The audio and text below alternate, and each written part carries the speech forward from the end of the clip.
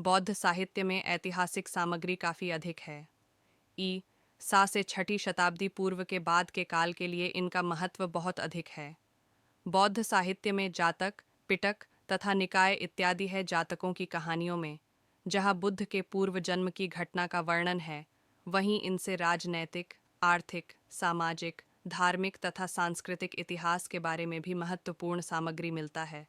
बीज साहित्य में त्रिपिटक का विशेष महत्व है। इनमें विनय पिटक, सुक्त पिटक तथा अभिधम्म पिटक है।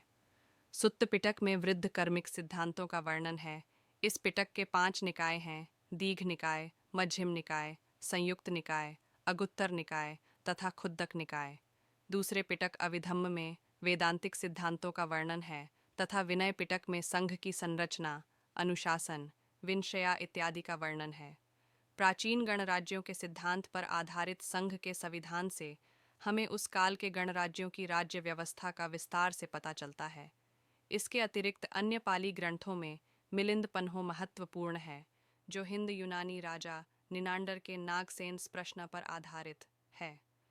उसके काल की महत्वपूर्ण जानकारी हमें इस ग्रंथ से मिलती है। इसके अतिरिक्त दीपवंश तथा महावंश से हग दक्षिण भारत तथा लंका के इतिहास का वर्णन है तथा लंका से भारत के संबंधों पर महत्वपूर्ण प्रकाश ये ग्रंथ डालते हैं।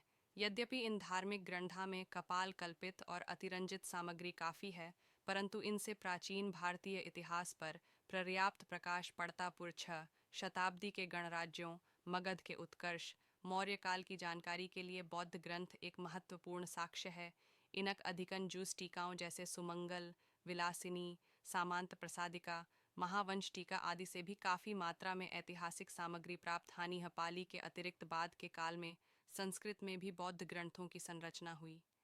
इनमें से कुछ ग्रंथ हीनयान संप्रदाय, अधिकार नहायान संप्रदाय से संबंधित है। इन ग्रंथों में महावस्तु, ललित विस्तार, बुद्ध चरित, सौंदर्यान्दकाना, आर्यगंजुश्री कल्प इत्यादि उल्लेखनीय है।